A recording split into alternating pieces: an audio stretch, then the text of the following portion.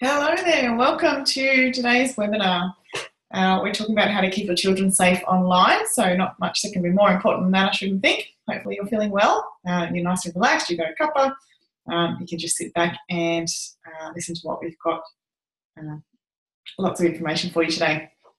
Feel free to chat also in the chat box, make any comments as we go. So we're talking about, or I'm going to present to you today, the perfect solution to keep your children safe and balanced online. It's not such an easy thing to do, but I can help you with that, and that's what this is all about. So Peaceful Digital Parenting is my brand, and my company is Children and Technology. My name is Bruce Deering. We're going to get into this today because there is a lot to cover, a lot of really good information. I'm going to start out by putting all this today in context. And it's really important that you understand. So today is the way that I'll show you a way today to guide your children safely through technology with confidence and to alleviate your fears about what they're getting up to online. Now, I want to get this into the right context, and I've bolded that word, to alleviate your fears, because I can't eliminate your fears. There's nothing that I can do or that anyone can really do to make sure that nothing bad will happen to your child online. There are a lot of risks out there. And what we're trying to do is to manage those risks and minimise the risks, minimise the chances of something going wrong. And if something does go wrong, then help your child know how to deal with that and help you guide them so that they can deal with that in the best way possible. So that's the perspective that where we're coming from, rather than promising any miracles can't necessarily follow through with. So today we're going to talk about my story. And why I'm doing this isn't really about me, but you do need to, it does help to get a feel for where I'm coming from, and why it probably will help you to listen to understand where I'm coming from. We're going to go through the 7 key problems that we're all facing in terms of our children being online. 3 common mistakes that a lot of parents make to make sure that hopefully you don't make those same mistakes. And then at the end, we'll cover some solutions for more help. Now, I've seen a lot of people talk about this topic, and they tell you why you probably need to do something about it, but then they don't give you any help. They don't give you any more help about what it is that you can actually do. So I don't find that overly helpful. I think that's kind of like leaving you in the lurch a bit. So hopefully that's okay with you if at the end I can help you with constructive ways. I can actually help you get the information that you need to keep your children safe online, ongoing, because there's only so much that I can share with you in the next hour or so. Okay, so let's get into it. So I'm going to start out with some stats to be aware of, and some of them might surprise you. So 90% of children aged around 8 to 16 have viewed porn online while they're doing their homework. So the average age that kids see porn for the first time is actually 11 years old. A lot of them see it younger. That is an average age. So children are seeing it from 8. And they're not looking for it. It's not hard to realise that there's so much of it online. There's so much inappropriate content, not just porn, but porn certainly makes up a lot of the content that is on the internet. And it's just so easy to find it. So kids are not actively looking for it, they're just stumbling across it. So we need to be prepared for what to do if that might happen. It's highly likely that it will happen. You've got 90% stat there. 60% of children have created accounts for apps or social media sites without their parents' knowledge. Now, this comes up time and time and again when I see so many surveys that are done, and they ask the parents if their kids are on social media, and then you ask the same kids of those parents, are you on social media? And there's always a pretty big discrepancy there. So none of the parents whose kids are on social media, the ones that don't think their kids are on social media, I'm pretty convinced that the kids are not on social media, but the fact is that a lot of those kids actually are there and you just don't know about it. So that's really important to know and to acknowledge that it could well be that you don't think your child is on social media yet, but they could well be there. They're probably quite tech savvy. They're probably quite able to hide what they're doing from you if they want to. So if you said that if they've come to you maybe and asked if they could use social media and you said no, that doesn't necessarily mean that they're not there. And it's not because they're naughty as such, but if they really want to be there, the fear of missing out, FOMO, is a very, very strong thing. So they may be there. Now, 16% of students who are bullied or who are cyberbullied, bullied online, seriously consider suicide as a result of that behaviour, which is terrifying and really, really sad, obviously. 8% of those, of the 16%, actually attempt suicide, and about 1 in 10 unfortunately get it right. So that's something that obviously we want to stop. Okay, so who I am and why I'm doing this. So I'm a mum just like you. I have 2 children. At the moment, they're 6 and 9 years old. I have a busy lifestyle, so I work, I do a lot of research online, I run a household, I do all the things that we do as parents. I maintain a home, I take my kids here, there and everywhere. I try to exercise and keep fit when I can, in all that spare time that I have, or not. So I'm just like you, I'm just a busy mum trying to do the best I can. I have open and honest relationships with my children and my whole family, but that's a really, really important thing. Because that's the aim, I think, with a lot of us as parents who want to have open and honest relationships with our kids, and often that is hard to do, particularly as our kids get older and may not want to tell us everything. So my kids are happy. I'm very, very blessed. They're happy. They're pretty healthy, and they're well balanced. And what I mean by well balanced is that I don't stop them from being online. They do spend some time online, but they have a healthy balance between being online and being offline, and that's the objective that we're trying to get to. So they do use technology, but they use it safely and appropriately, and that means that they're able to gain the benefits of using the technology without suffering from the pitfalls. That's the key. That's where we want to be.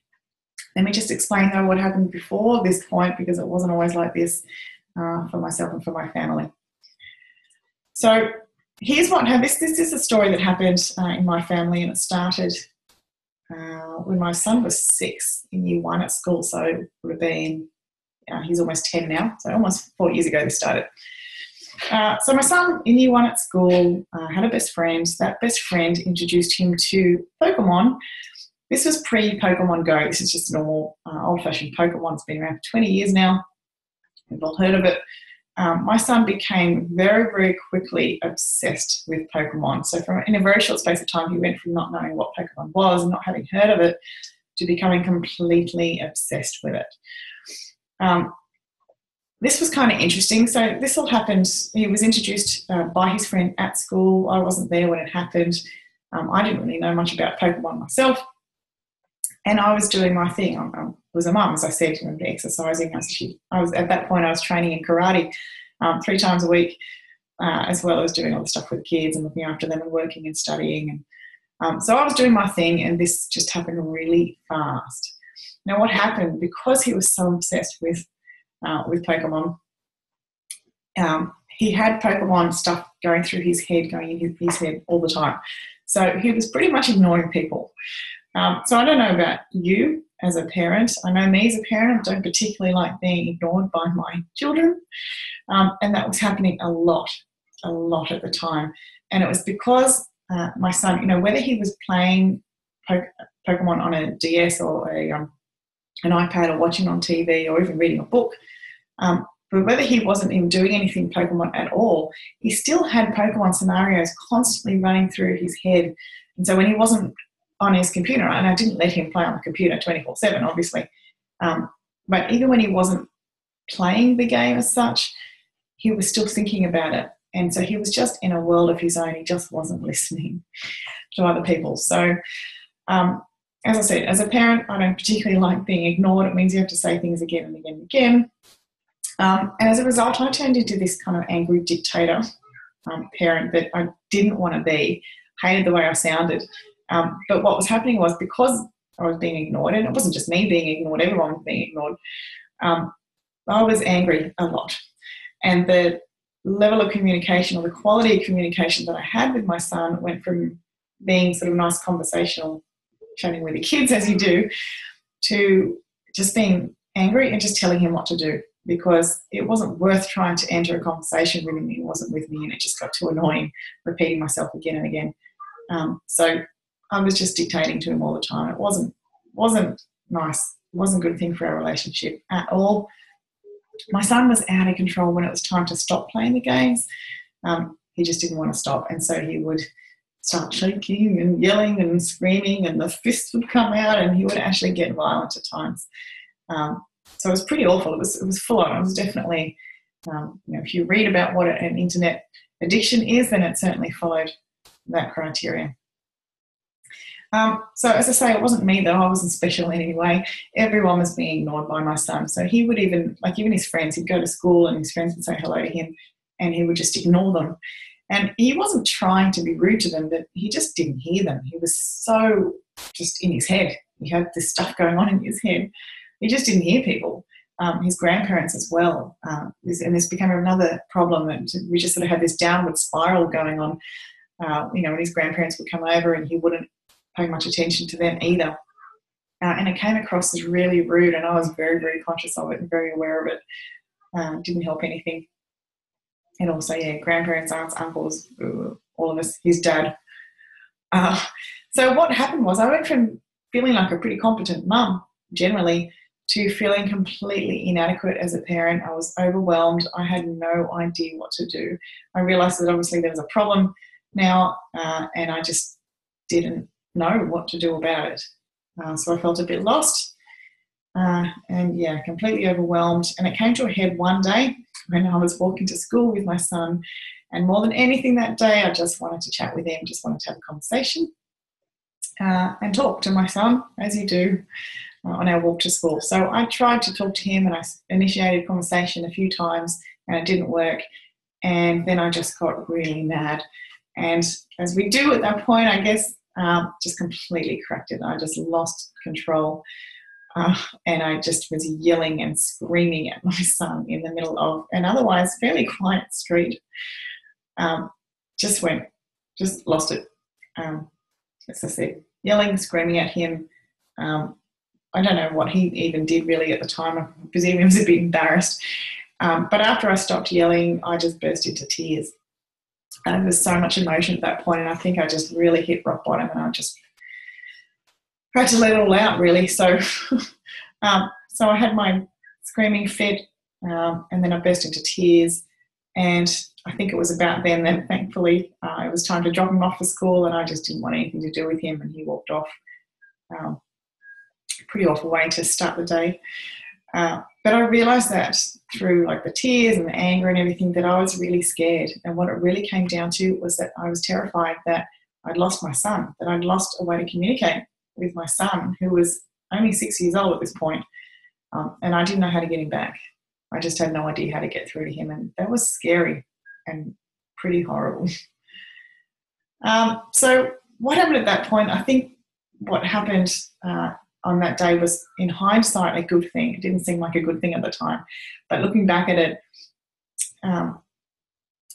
things had to probably hit rock bottom, unfortunately, for me to actually wake up and do something about it. And so when I did wake up after that, I realised that I had to stop complaining about this. I had to stop sort of feeling like a victim who had no control and wasn't able to do anything about it.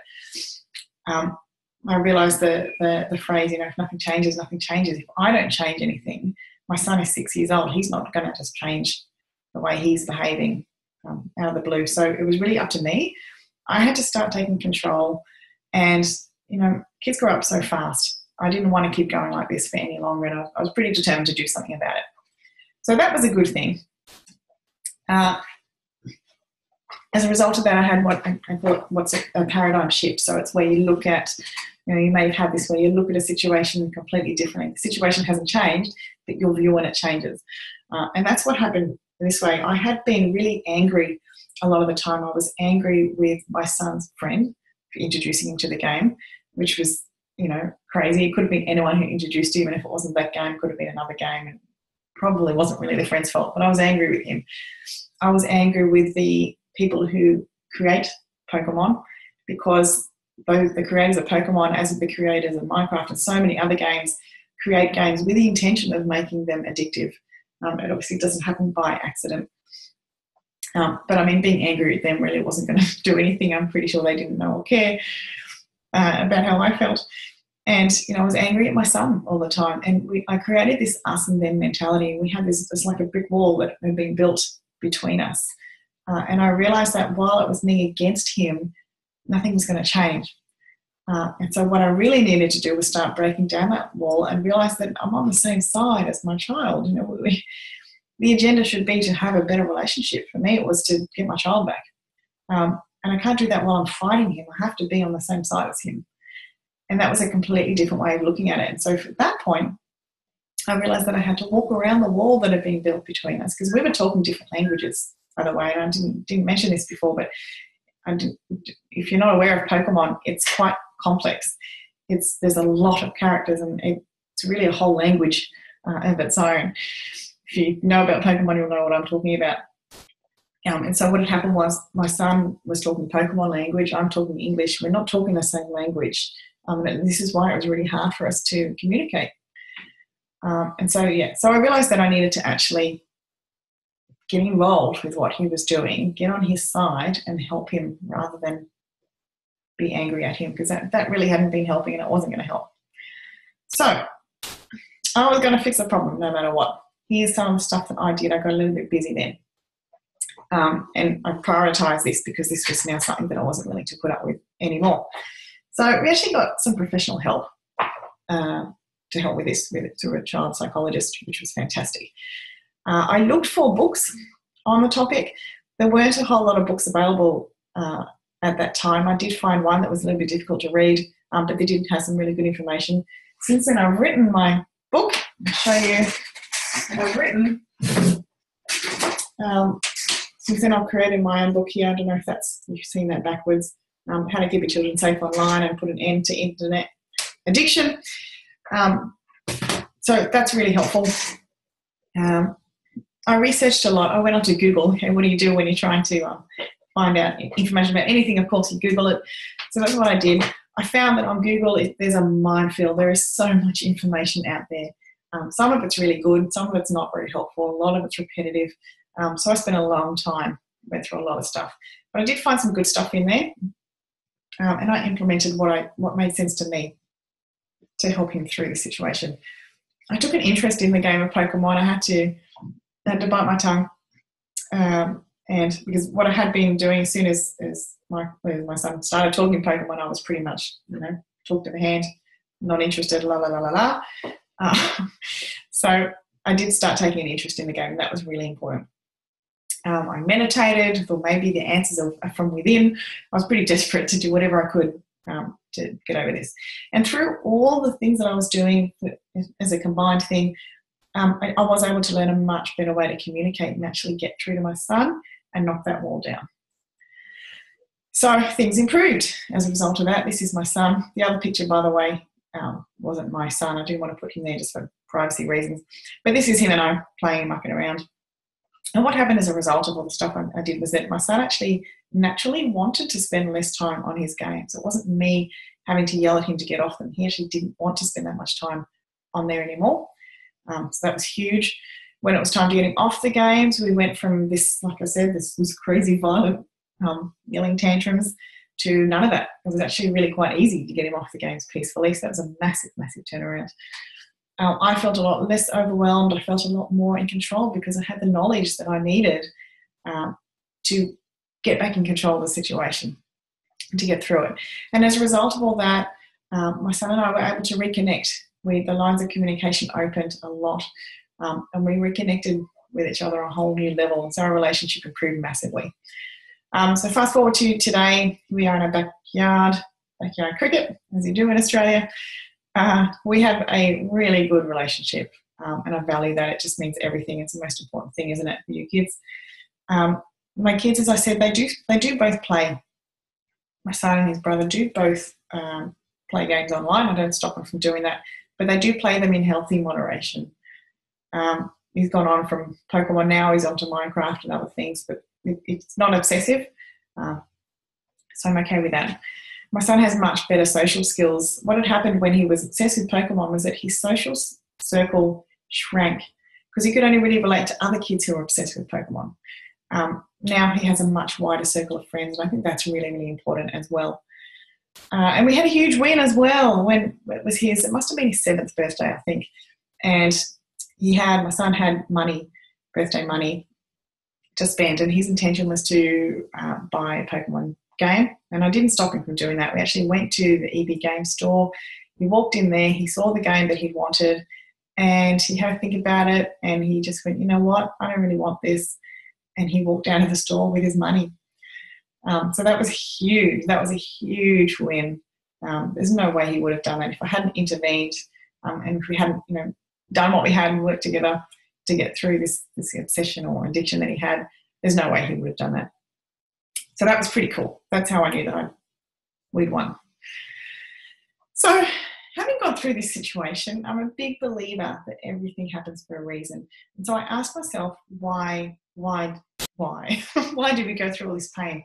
Why did we, suffer as we did? Why did all this happen? And I came up with reasons for the why. Now, it occurred to me that we weren't that unusual. So many kids get obsessed with their games. And as I said, it's not by accident. People who create games create them with the intention of getting kids addicted and playing. They want them to spend more and more time, as much time as possible on there. So now that I've found a way to get my son to get over this internet addiction or obsession, I realised that I could help other parents do the same thing and other families do the same thing, and hopefully do it without going through all the pain in the first place. The other thought process that occurred to me was that internet addiction is only one. It's only one of the risks or the pitfalls that happen being online. There are so many others. Obviously, there are predators online. There's just being able to monitor effectively what our kids are doing. There's all the inappropriate content that's on there. There's porn, other inappropriate content. There's so many things that can go wrong online, sexting. So I set myself a mission to find out all about all the aspects of cyber safety and find the best of what was out there online. So I found an expert on social media. I found experts in different areas of online safety, and I started gathering information, the best information I could from the best that was out there, which involved a lot of time, a lot of research. But I was able to find the best information from experts from all over the world and put it all together so that I could then present it and offer parents the information that I'd learned, that I'd spent countless hours upon hours learning, and I could now present it to parents in a fraction of that time, so that you can now get the information that you need to know on all aspects of cyber safety to keep your children safe online, and you can do it in the least possible time. So I reckon that's a pretty valuable thing. That's what I've been doing for the last few years, and I'll talk more about what that looks like later on. So why I'm so passionate about what I'm doing is because I've seen firsthand and I've read so many stories of internet addiction tearing families apart, parents and kids just not being able to relate to each other, and also siblings, brothers and sisters not talking to each other, not spending time together. It's amazing how sometimes you can be in the same room as other people and yet be lonely because no one's actually talking to each other anymore. We've got our heads stuck in our screens. Millions of innocent lives are just being ruined by online activities. Sexting is causing so many problems. The predators, cyberbullying is having a massive effect. And lives are just being ruined. It's awful to see it. Hacking is a big thing. So online identity theft is pretty awful. People are being sent broke. Malware, all this malicious stuff that's going on. Online predators, social media mistakes, so innocent mistakes made on social media that happen so easily without second thought, and they cause so much pain. Porn, people are thinking that kids see so much of it, they think it's normal behaviour, and it's starting to really affect their brain and their ability to have a healthy relationship. So all these things are such a big problem, and they lead kids down this path of anxiety, leads to depression, and that leads to drugs, suicidal thoughts. And the end of the path is suicide. And so obviously the aim is to stop it getting to that point. And I strongly believe that if it can't all be avoided, then a massive, massive percentage of all the stuff that happens online that's bad can be avoided. Okay, so much of it can be avoided, and that is what I'm all about. That's my mission. I feel really strongly about that because, kids just life should not be being ruined and lost from stuff that we can avoid. So let's find out more about how we can avoid it very soon. I'm going to talk about the 7 big problems, as I see it, that we're facing as parents, and we're all facing these problems. So here is the first problem. If you have a look at some of these, they're just really horrible. They really are horrible. Kids are Kids have always been nasty to each other, and that hasn't changed and probably will never change, don't imagine. But they have a different way of expressing it now, and it is so much worse. It's something that's much harder to escape from. It's something that follows kids everywhere. And because it's done behind a screen, kids will say things that are just far more horrible than they would ever say to someone else's face. I just think about I certainly wouldn't want my kids receiving messages like this, and certainly wouldn't want them sending messages like that. So this is a really, really big problem. It's really horrible. So obviously what we're looking at there is cyberbullying. Stats change depending on where you read them or what surveys are done, but roughly we can say that 50 to 80% of school children are involved in cyberbullying. So some of them are the perpetrator, are the cyberbullies. Some of them are directly the victims of that, and a lot of them are actually bystanders. So a lot of them are not directly involved, but as a bystander seeing it happen, you can be as badly impacted by that almost as the direct victim as well. Looking at that stat, that means that if you have more than one child, there's a very, very good chance that cyberbullying is going to be something that you'll need to deal with. This is so sad. 3 Australians commit suicide each week. In the States, everything obviously is on a much larger scale. In the US, I think it's 4,500 kids a year committing suicide from this. It's just absolutely horrendous. I think that's 80-something kids a week losing their lives.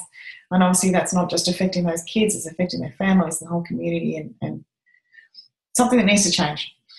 The vast majority of victims, the reason that cyberbullying often gets as bad as it does, it gets really bad really quickly.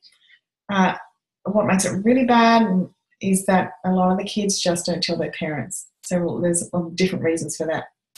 It's very hard to help your child with something if you don't know what's happening in the first place. So I'm going to give you a key tip, and it's just a basic tip on each of these problems. Obviously it goes much deeper, but just a quick tip.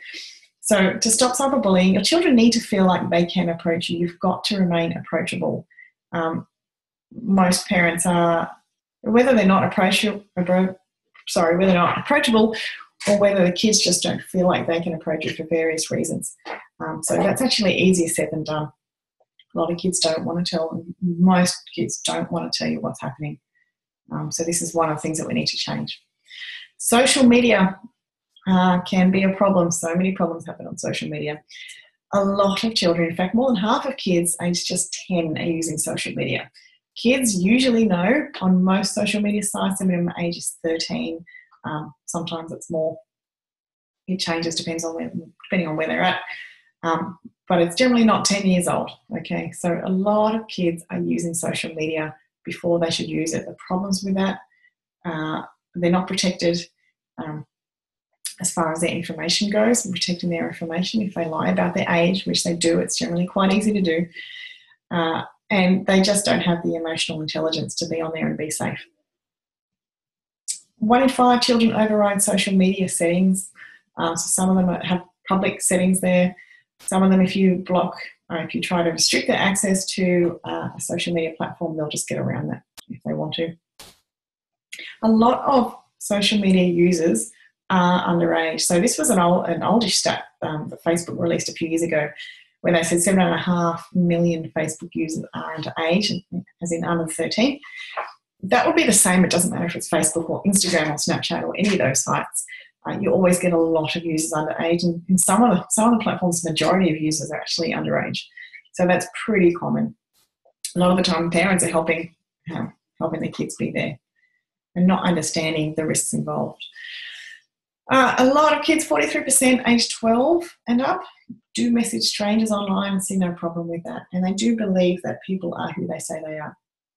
They can be, unfortunately, their innocence makes them vulnerable.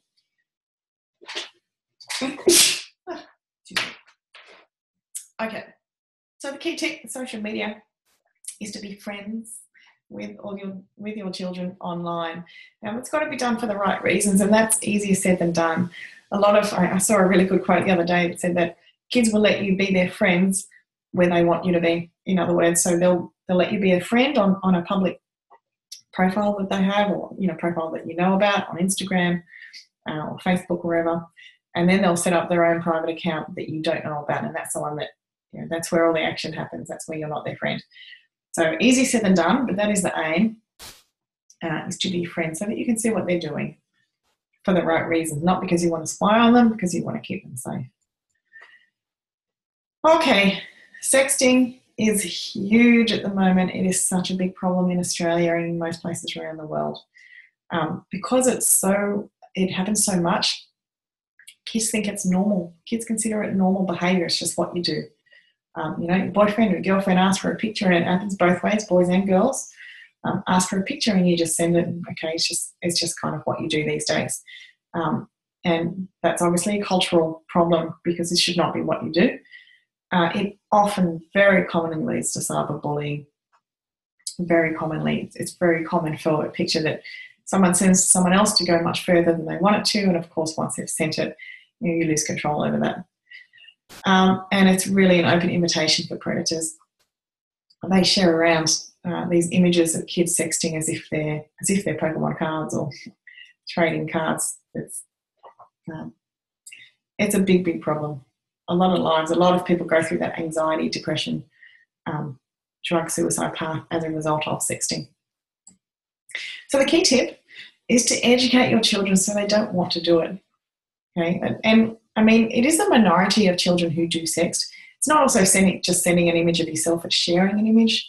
It's keeping an image that has been sent to you, even if you haven't asked for it, or really big problems. So we really need to be educating our children around this. Online predators are a little bit scary. There's around about 750,000 online predators at any point in time. So the stats say that is a rough figure. It's really hard to tell exactly. But there's a lot of them, and they're very, very clever. So we want to do whatever it takes to keep our children safe online, but we don't know how. And it's scary. It's scary. Bad things happen to people. And these people are on there, and they do have not good intentions with your child. The tip to avoiding them is to understand them. The more you understand about how a predator operates, the better. You can spot it. Your child probably won't see it, because predators are very, very good at doing what they do. They're very good at online grooming. But if you know how they operate, and if you can teach your kids how they operate, then they can spot it and stop it. Okay, excessive screen time obviously is huge. Again, I'm not the only one who went through this. Most children spend far more time than they should, and what is recommended online. A lot of them hide it from you under the blankets. Families are becoming disconnected. Even just sometimes having the TV on. I notice at home, when the TV's on, the conversation stops. So yeah, it's you see so many families that are just not talking to each other, and the communication just isn't there because everyone's, staring at their screen. When you have too much screen time, it affects everything, and it affects all other aspects of life. So it affects the sleep, particularly if they're looking at a screen at night time. Face-to-face social skills can suffer. Just the general behaviour, their moods, everything can be affected by excessive screen time. It's a very common thing, of course. So a key tip is just to find fun alternative activities. Again, it's not quite so simple, but that's a really good starting point. It seems obvious and simple enough. But often what happens is that when your kids, for instance, they come home from school and their automatic default is just to get straight onto their screen. So just having other things to do that don't involve screens is helpful for a start, as a starting point. Overwhelm. Technology is just overwhelming. It changes so fast. Okay, so the challenge of keeping up is a really big challenge these days. How can we keep up? And the fact that our kids, they may not have more life skills than us, but as far as tech savviness goes, they are really smart. And a lot of them become smarter than us in terms of tech savviness at quite a young age. And that scares a lot of us. Here's some of the reason why this is so, this can be a scary thing. I want to look at, so what this graph is showing is what happens online in just 60 seconds. The inside circle here is what happened up here in 2014. When you go out, that's what happened in 2015, and when you go out, it happened in 2016. So for instance, if we look at YouTube here, because YouTube is the most popular site for kids, young kids are on YouTube. So 300 hours of content on YouTube were uploaded every minute back in 2014. In 2015, it went up to 400 hours a minute. 2016, 500 hours a minute. These would be presumably approximate views, but I mean, that's massive. You can see massive, massive growth there.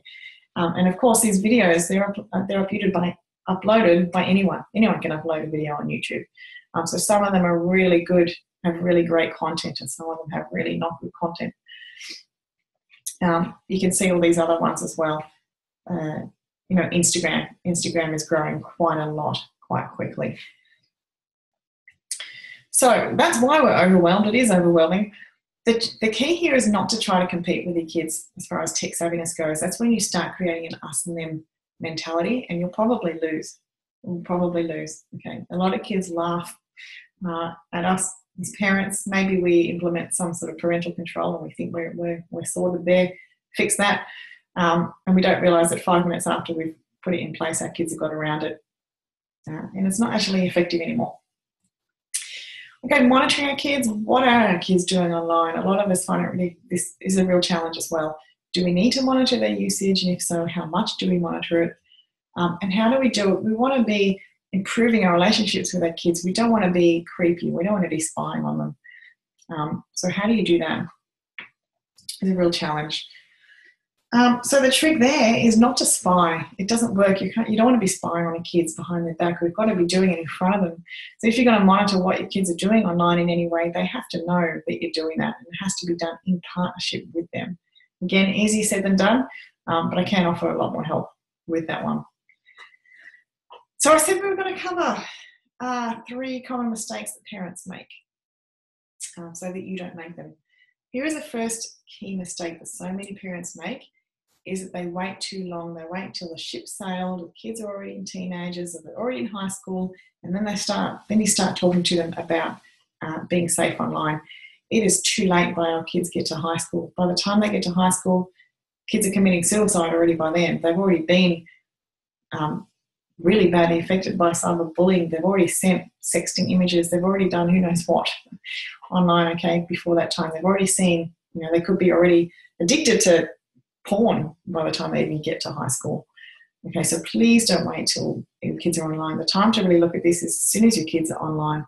Okay, if your kids are like 5, 6, 7, 8, that's the time when you want to really be getting on top of this. Why you can't afford to wait? Nearly half of 6-year-olds are already browsing the internet online. When you're on Google, when you're on YouTube, you're going to see some good stuff, you're going to see some not good stuff. Okay, a 6-year-old is as tech savvy as a 10-year-old was just 3 years ago, and that information comes from the e-safety commissioner, so it's a pretty reliable source.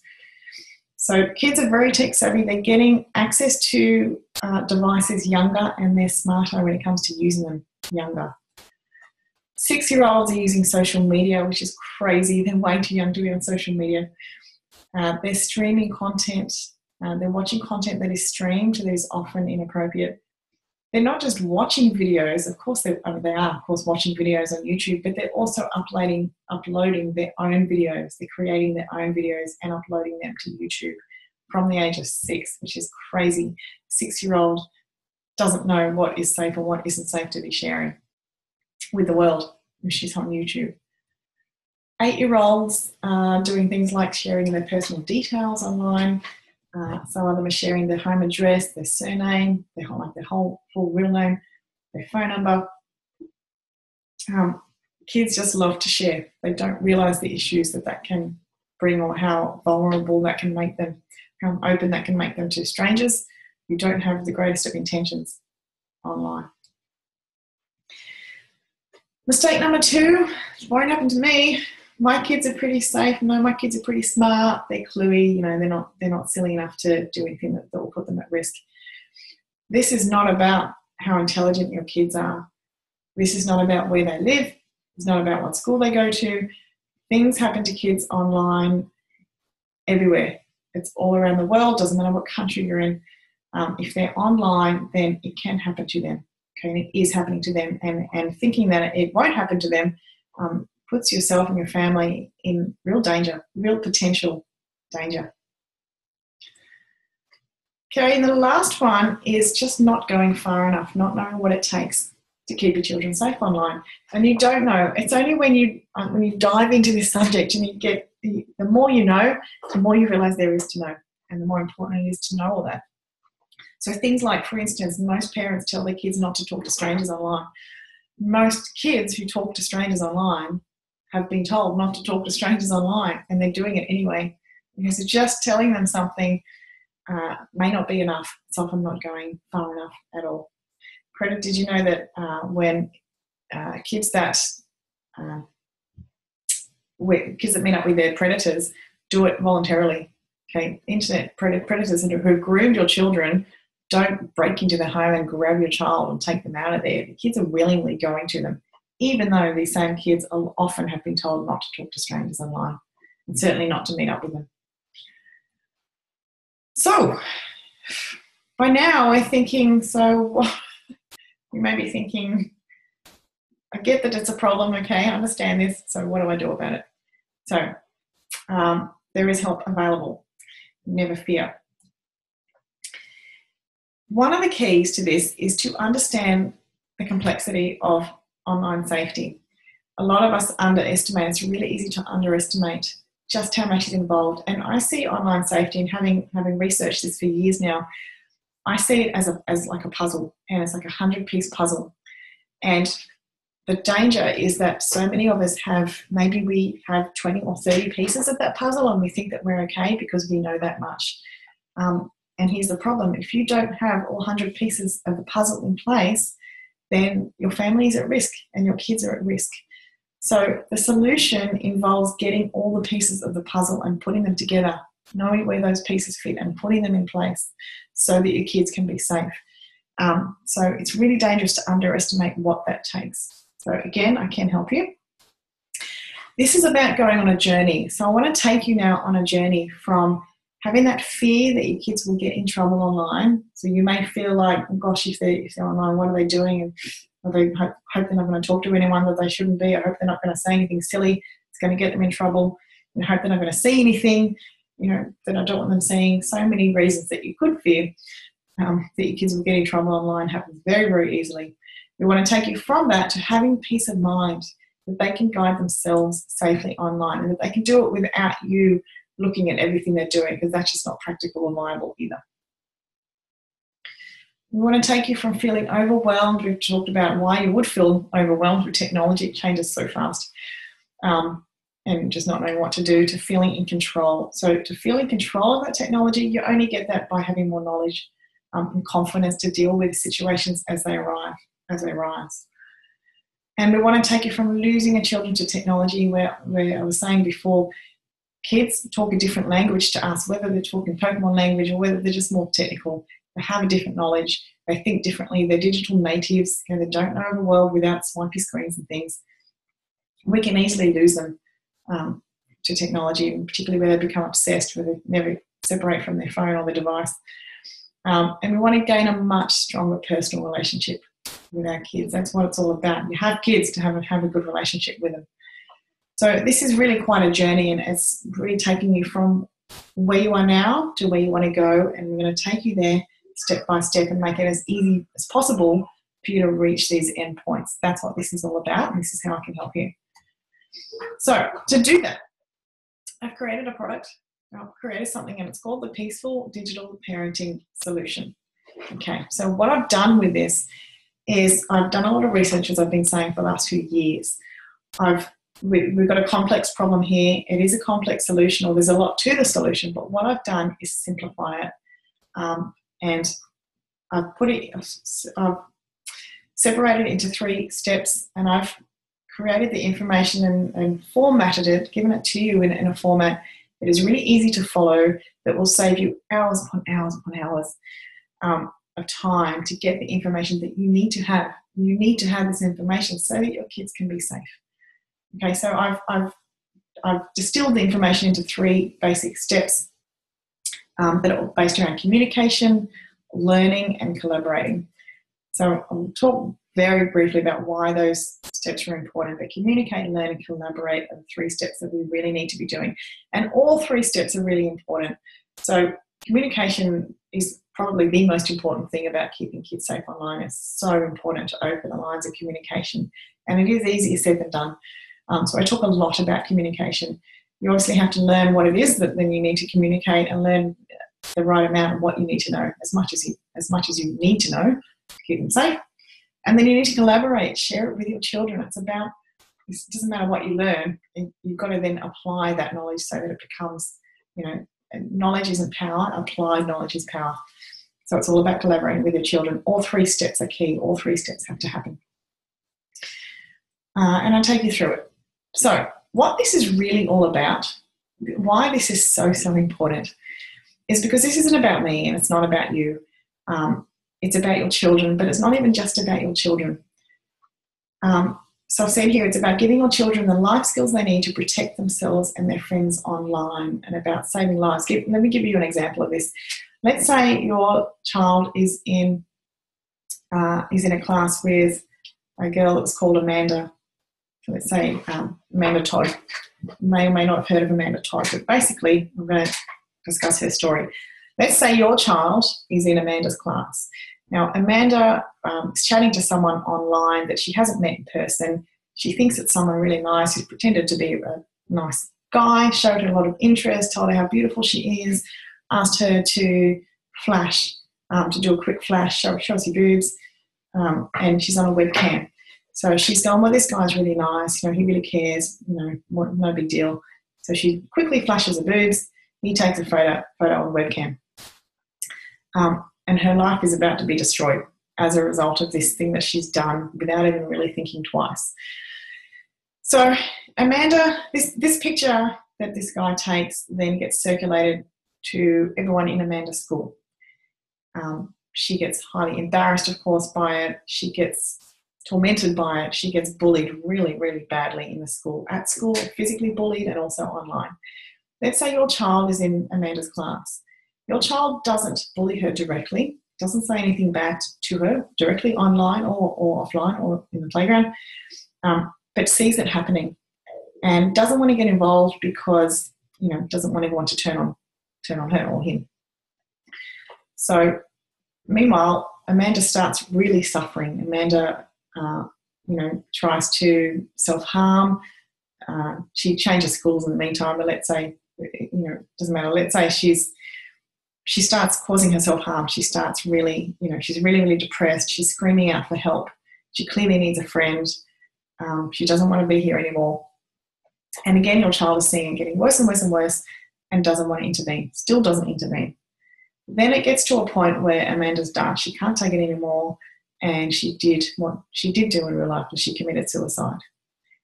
I want you to think now about your child. So your child was in Amanda's class, didn't want to say anything, didn't want to get involved, wasn't directly perpetrating the bullying, but Amanda is dead. Amanda's not alive anymore. Your child is now thinking, oh my gosh, why didn't I say something? Maybe I could have said something. Maybe I could have been her friend. Maybe if I'd actually got involved, Amanda would be alive right now. She's not. Okay, this sort of thing affects obviously the person involved, obviously their immediate family, but it affects schools, everyone in the school. Your child is not going to forget this, okay? Your child is just not going to forget that Amanda ever existed. They're probably not going to forgive themselves for not getting involved. Imagine if your child was doing some of the bullying. Then, of course, the blame and the guilt is so much more.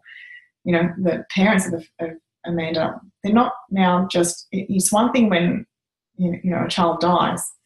It's another thing when they commit suicide or when it could have been avoided, okay? This is pretty full-on stuff, and it's just so important. Like I say, your child maybe they won't be bullied directly, but my gosh, if they can help save someone else's life, this is going to affect them. So 90% of children, roughly, the stats vary depending on what survey and what you read, but the vast majority of children do not tell their parents if they're in trouble online, if something's going wrong. And the whole idea is that your child will tell you. Your children will come to you, and you become one of the 10%. That's what I want to help you with. So I said that this was a 3-step program. We split it into communication, learning, and collaborating. So the first step, communication, just the reason why this is so important, I want to tell you a story here, which is a true story of a friend that I had. So let's say there was a mum. Her son was 12 years old in year 6 at school. Goes to school one day, everything's fine. One of his friends, and we'll call them by name so it makes it easy actually. Let's call the mum Sharon and we'll call the son David, not their real names to protect their privacy. So David goes to school, normal day. One of David's friends has a mobile phone. He's in year 6 already, has a mobile phone with presumably unlimited access on that phone, internet access. And his friend has found a video of some pornographic video. So the friend says, hey, David, come check this out. And, gets a few other friends as well. Oops, sorry. And they start watching this video, this porn. So David's thinking, well, it's a bit gross. I'm not really interested in this. But can't really walk away from it either because then he'll get, his friends are going to give him a hard time. What's your problem? So anyway, he watches this video, doesn't really think anything more of it. His friend says, hey, mate, it's pretty cool stuff here. If you want to see it again, here's the link, here's the URL, the address of where to find it. And his friend has written down, I find this really weird, but this did happen. His friend had written down the URL, the address of that site where the video is, and gave it to David. So David's like, yeah, whatever, mate. Puts it in his pocket, doesn't think anything of it. So comes home from school, Sharon's there. Hey, David, how's your day? Good, everything's fine, yeah, all good. It comes time for the washing. So David takes his jacket off and mum goes through his pockets to empty them, to put his jacket in the wash, and finds this website. And from the URL of the website, it's obvious to the mum, to Sharon, that this is a website. You could tell what the content was based on the name of based on the URL, the website address. So mum starts freaking out. Sharon starts, oh my gosh, what on earth is my son doing with this thing in his pocket? What's going on? So she freaks out. She then tries to calm herself down. And she's a great mum, by the way.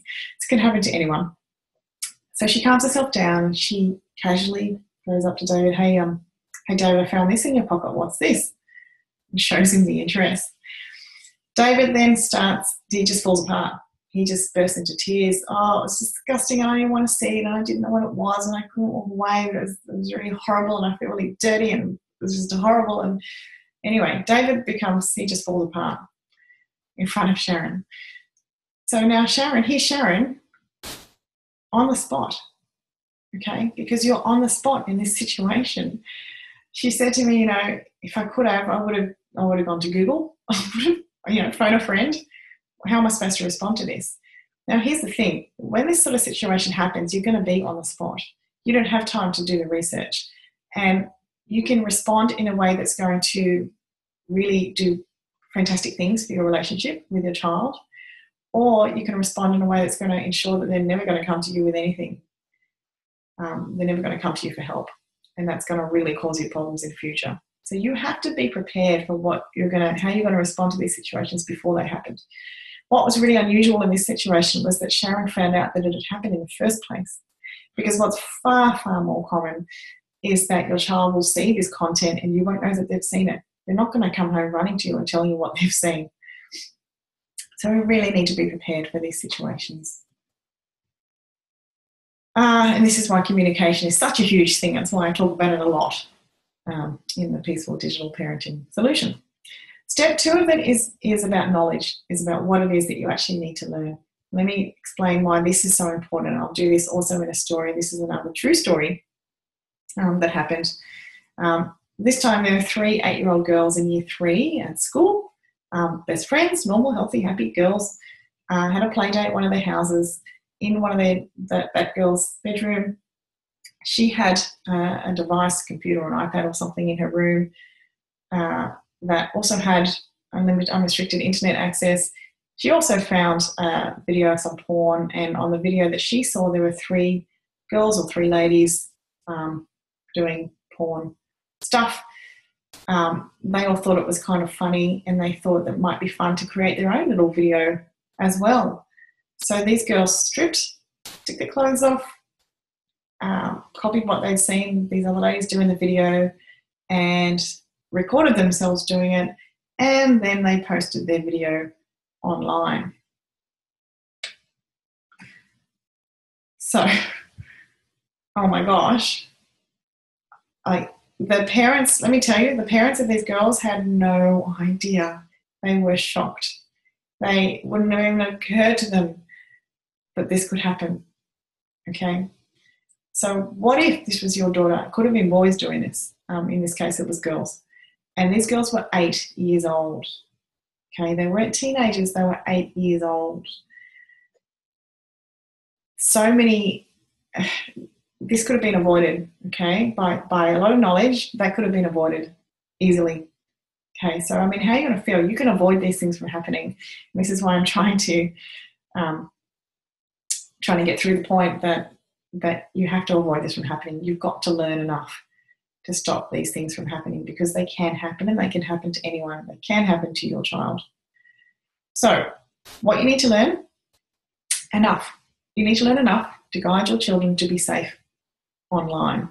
That doesn't mean you need to know all the ins and outs of all the games they're playing. It doesn't mean that you need to read every message they send on social media, but you need to know enough to guide them to be safe.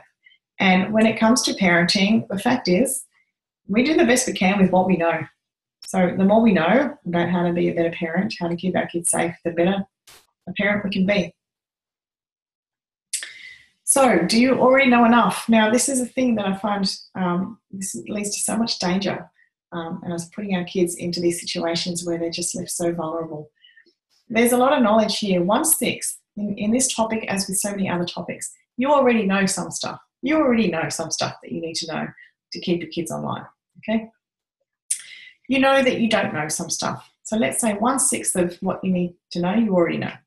There's 2/6 of it that you know you don't know, and that you know that you can go and learn this stuff.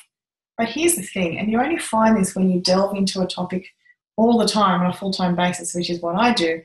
You don't know what you don't know, and there is a lot that you don't know. So about half of what you need to know, you don't even know where to look. You're not looking for it because you don't even know that it's there.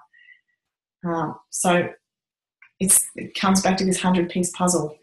You might be able to get 50 pieces, but you're leaving 50 pieces out there, and they're leaving your child at risk. So the third step in the program we talk about is collaboration. How to collaborate with your kids to actually conquer the problem, to keep them safe online, to not have to worry about them doing something silly, getting themselves in trouble, getting hurt as a result of their online activities. So what happens when you collaborate? This isn't about you. It's certainly not about you learning stuff and then not doing anything with it. You cannot win in isolation. It's not about that. Once you get this step right, this is where you can start feeling relaxed. This is where the kids are online and you know what? You're like, it's cool. That's cool. My kids are online. They know what they're doing. I know that if something happens and they need help, I know that they'll come to me for help. I know that they can look after themselves. I know that they're resilient. You get to this point where you can breathe easy when they're online. That's what we can get to. That's the whole idea.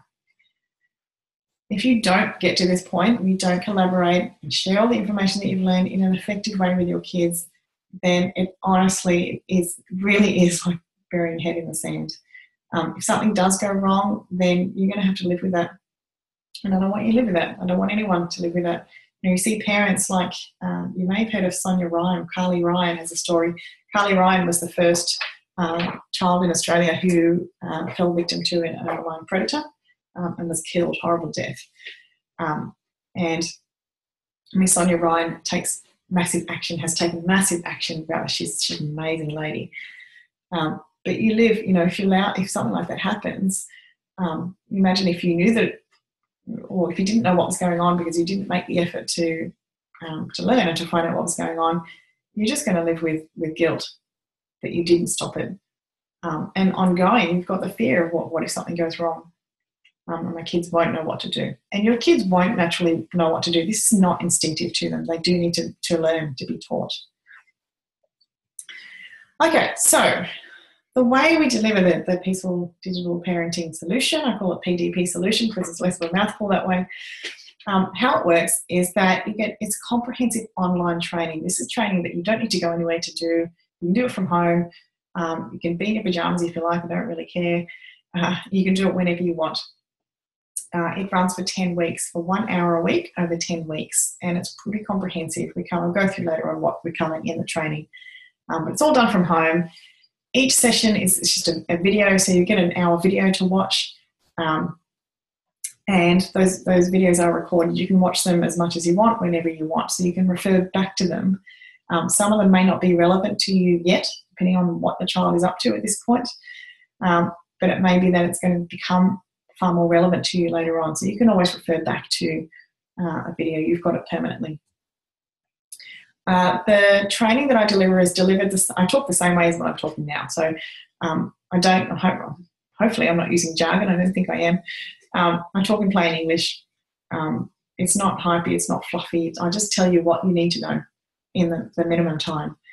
Each video comes with templates and exercises. It's so that you can practically implement what you do, so that you can get that last step, which is to collaborate and actually apply the knowledge in the easiest way possible, so that you can get the results. So it's about reducing pain. I don't want you to go through the same pain I went through.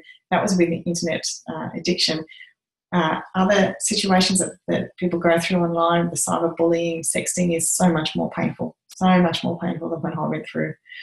So it's about reducing all that and not waiting until you have the pain. So many of us wait until something goes really wrong, and then we're on the spot and then we have to do something about it. This is about being proactive, hopefully.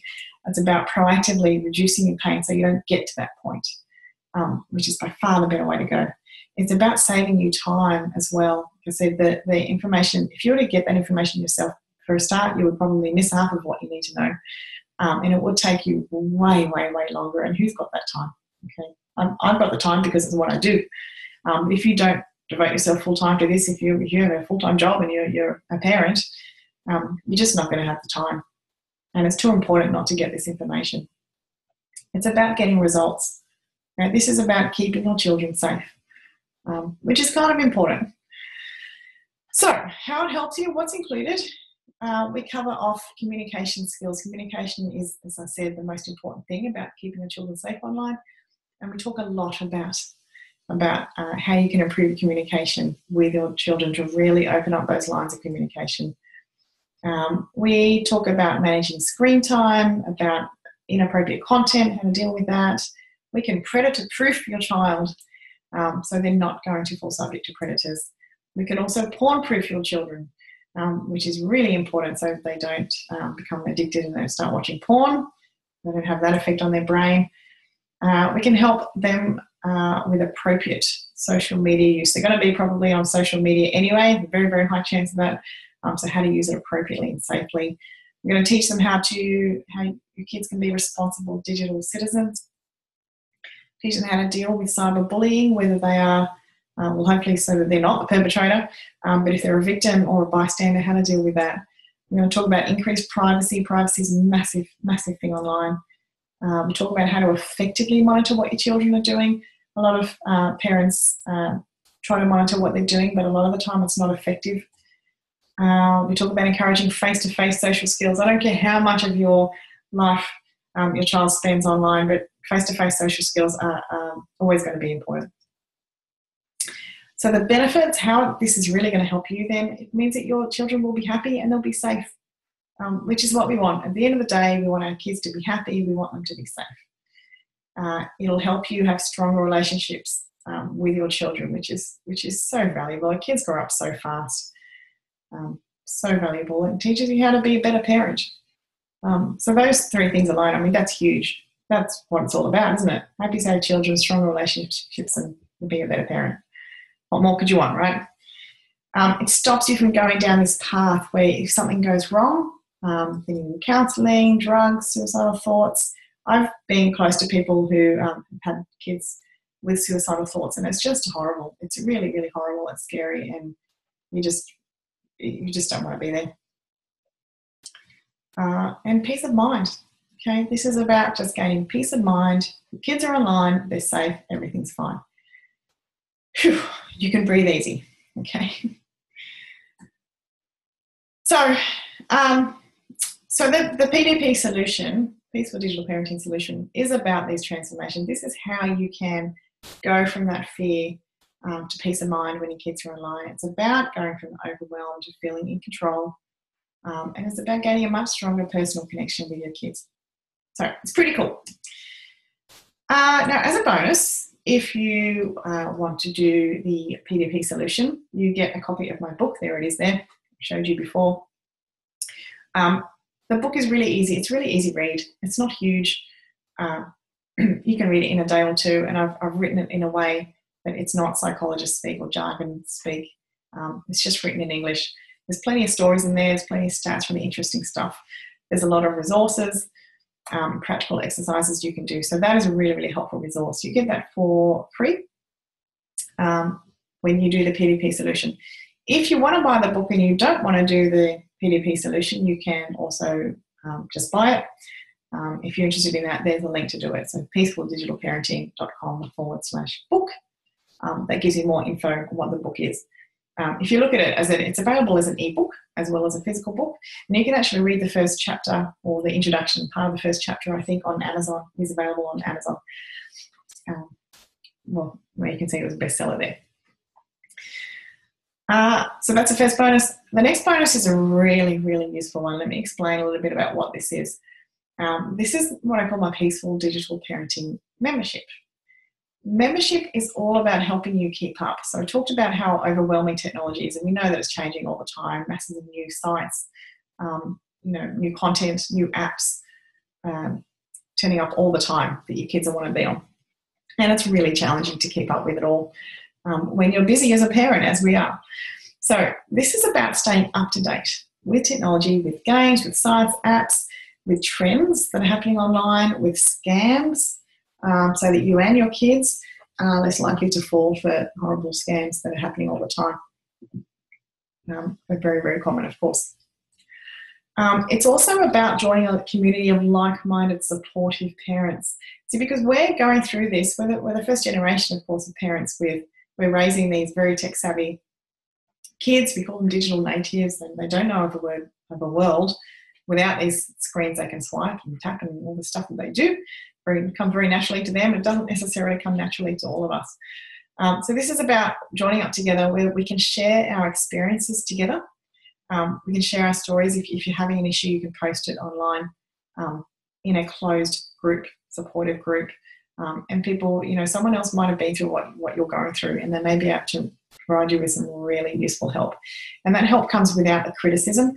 If you join a free and open group, like a Facebook group, then you'll find so much criticism there. I always find so much criticism on a forum. People just, putting it down, and it's pretty nasty. People are pretty nasty online. So this group is free of that. It's a closed Facebook group. Really, really useful. It also gives you the opportunity to, if you have an issue, you can raise that privately.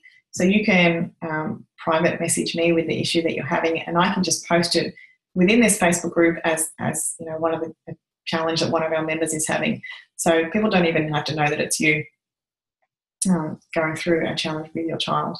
So it's a really, really valuable place to be. There's no need to go through this alone. We're all going through the same thing, and it's a bit silly to go through it alone and try and come up with our own solutions when you can just, use someone else's. And different kids are different. So obviously different kids, not all kids are the same. But you know what? Something that someone else has done might just work for you. So it's about giving the answers you need to solve your specific problems or challenges of what you're going through. With the membership, you get, so the way all this information that you get through this membership is absolutely priceless. It's so valuable. You get a live monthly Q&A session. It's actually, I need to change that because it's not live anymore, it's recorded. It may become live later on, but it's a video where I create a whole lot of content. It only goes for half an hour, so it's not time consuming. It's pretty easy to watch, but there's so much content in there. Now, here's what it looks like. You actually get access to a call each month But you also get access to previous calls. So these calls have started, or these videos I should say, started being recorded back in September last year, 2016. You get access to every call that's been done since then. Within each call, there's different information each time. It depends on what's happened in the last month. So you can see there and you get an idea here of the sorts of stuff that I cover. So we talk about different apps. Here I talked about Musical.ly app, which is a very common one for kids, younger kids. Sites that you need to be concerned about. We talk about sharing images, how to avoid predators, all sorts of different things, the internet addiction, knowing what kids are actually doing online, all different things. So this changes. Every call is completely different. And you don't have to watch the whole call. So you instantly get access to all the calls. So you can just straight away look at these summaries and go, you know what, I really want to know about what you have to say about avoiding predators on social media. So I'm just going to watch that bit. Okay, you obviously don't. You can watch what you want whenever you want. But there's a mountain of really useful information, and that just becomes more and more useful as it goes on. You also get a monthly newsletter. So in the newsletter, I talk about different things again. It'll change each month depending on what's happening in this month. So this is where I share information about scams. We review apps. We review different ways that you can monitor what your kids are doing safely or effectively, I should say. All sorts of different things that are covered. So the newsletter is designed to take you about 10 minutes to read. It's quite entertaining, lots of useful information. Again, you get access to all the previous newsletters.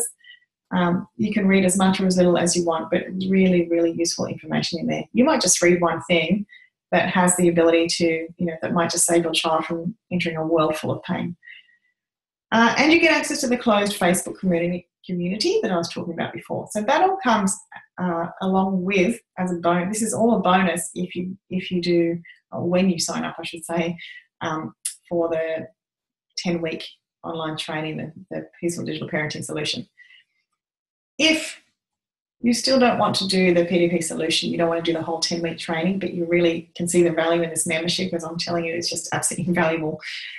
You can just join the membership. It's $20 a month, so it's less than $5 a week. So it's a bit of a no-brainer, really. If you don't want to join the other, you can still gain the benefit of that. And I'll give you the link to do that at the end of this. No, I'll give you the link here, sorry. So to register, if you want to just join the membership, and again, you don't want to do the whole 10-week training, you can just join that. You can join it straight away. And that's where you'll find it, peacefuldigitalparenting.com/membership. Get more information and join that. Okay, so we haven't talked money yet. It's just, this really isn't about money. So much more important than money. So the Peaceful Digital Parenting Solution, the 10-week training that I went through before. If you want to do that training, as a bonus with that, you get the membership, you get to stay up to date, and you get a copy of the book. I'm offering it to you. It's worth $90.97. I'm offering it to you for $997 as a single payment. It's way less than it's worth, but I want you to have this information, and I think that it's really valuable. I think that all parents need it. So it's only $9.97. If it's easy for you, you can make 3 payments instead of the one. You do pay a little bit extra that way, but you only have to fork out $397 up front, and then another 2 lots of that in the next 2 months. So it's certainly not designed to break the bank. I want this to be available for everyone. To sign up for the 10-week training, here is a link to do so. It's peacefuldigitalparenting.com again. These are all secure links. You'll see the S there. They are secure links. And /payment. When you get to that screen, you'll see these 2 images. This one here on the left is where you make your full payment. If you want to save and do it that way, $9.97. On the right, that's where you can go if you want to make 3 monthly payments. Click on either of those, and it'll take you through to the payment page. Okay. Any questions? I'm looking at the group chat. And so far there's no questions, but feel free to type them in if you like. I want to talk now about I just want to cover off the challenges of why if you may not want to do the whole 10-week training. And that's fine. You don't have to do it, obviously. But I just want you to know that it's out there. Challenges to doing the 10 weeks is really, is it overkill? Do I really have to know all that? And I know as a parent, I'm busy too, right? I completely get that. But here's the thing, I think we've covered in here why it is so important, why you do need to know all that, because you can be blindsided. You might know all you need to know about, let's say you understand how predators operate, and you can predator-proof your child. That doesn't mean that you've porn-proofed them. Okay, that doesn't mean something else can't go wrong. They might be safe in one way and not in another way, and there's just so much that you don't know. So there is a lot to know, and I think one of the real dangers that parents have is just underestimating what is involved and what you need to know. So my answer is yes, that you really kind of do have to know all that, so why not learn it in the easiest way possible? I've made it as easy as possible, and I've pretty much given you the information you need. I'm handing it to you on a silver platter. I'm making it as easy as possible. The other challenge is our clock flying. Time flies, right? Don't have time. Totally get it. I completely get it. Again, I'm a parent and I understand. This is designed for you. This is designed for you. Once you understand that you need this information anyway, you'll get the information you need to know in a fraction of the time that it will take. Let me give you an analogy too. I went to a talk from our local police, did a talk on cyber safety and why it's so important as well.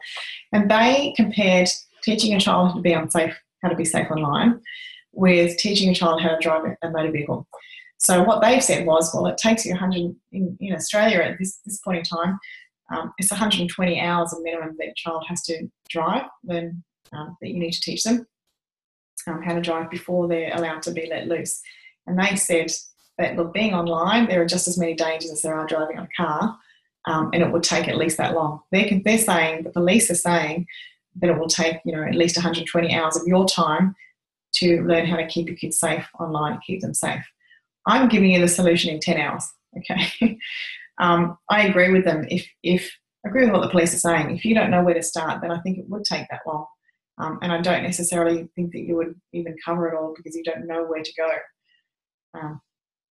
So this is really designed to save you masses of time.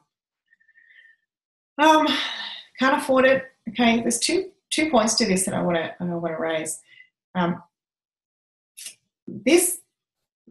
Teaching kids to be safe online, if you're giving them the technology, if you're giving them the phone or the iPad or the device to use, then teaching them how to use that safely is really an obligation that comes with that.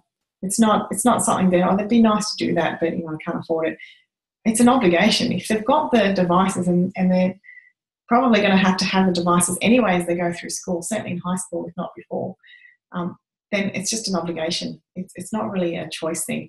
Teaching them how to use those things safely is just something that is just a part of life. It's not an additional cost.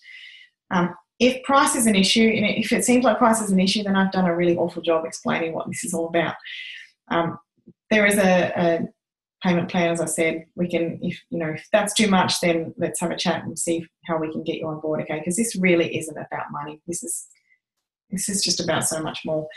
Also think that if your child does get in trouble, if something does go wrong and they need counselling or they turn to drugs or alcohol, that's going to cost way more than this is going to cost. And this is about prevention. Prevention is so much better than a cure. So much better than a cure.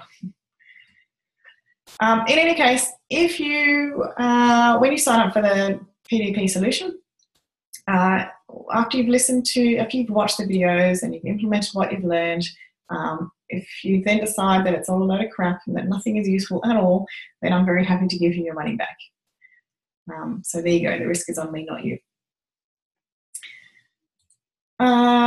If you have any questions at all about any of this, if you're interested in learning more, or if I haven't explained anything properly, then please just email me. I'm very approachable. I hope I'm very approachable. My email address is admin@childrenandtechnology.com. Feel free to have a chat. We're going to have a dialogue. We can chat by phone, Skype, whatever. So again, there's the link if you want to sign up, or when you want to sign up. There's the page. There's a link to do it. peacefuldigitalparenting.com/payment. either click on either box, either pay upfront, one payment or 3 payments, whatever is easiest for you. So the next steps, when you sign up, sign up using that link, /payment. Look out for an email. You'll get an email from me. It'll come from, I'm not actually sure, it either comes from admin at Children and Technology or from Ruth at Children and Technology. Look out for that. If you don't get it fairly quickly, then just check your spam. Hopefully it will come into your inbox. That email will give you instructions on what you need to do and give you all the links and all the access to everything you need. From there, so one of those links will be to join the Facebook group, the closed Facebook group that I'm talking about.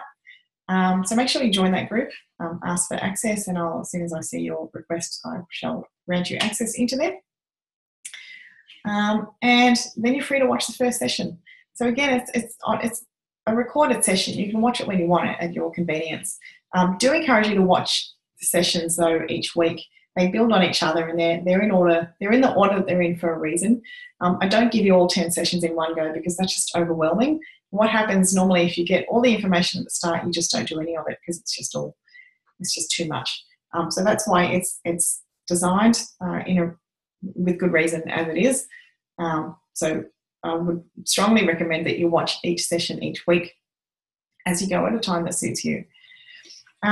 Just put some useful links here for my email, the book if you wanted it, the membership if you wanted just that. Also my Facebook page, there's lots of useful information that I post there all the time. If you'd like to get some free information each week and do nothing else, just for me to send you, I have a list of people where I just send useful information each week. If you'd like that, just email me, admin@childrenandtechnology.com, and just ask me for freebies to get some, information each week, and you can do that as well. So hopefully that's not too confusing. I hope I've explained everything well enough. Again, just reminding you what it's really all about. This is not about you or me. This is about so much. This is about a whole community. This is about, trying to change a culture. Not trying to. It's about changing a culture. It's about teaching your kids how they can be safe online and how they can also help their friends be safe online. And it's about saving lives. So it's all good stuff. Thank you very much. I'll just leave it with those links there. Thank you very much for joining me. I'm sure you've got lots out of it. If you're watching the replay, that's great. Make sure that you do make contact with me or click on one of those links, whether you want the book, the membership, free information, or hopefully you want to do the whole solution. You've got the links to do there to do all that. So thanks so much. Been a pleasure. I look forward to chatting with you soon. Chat to you soon. Bye.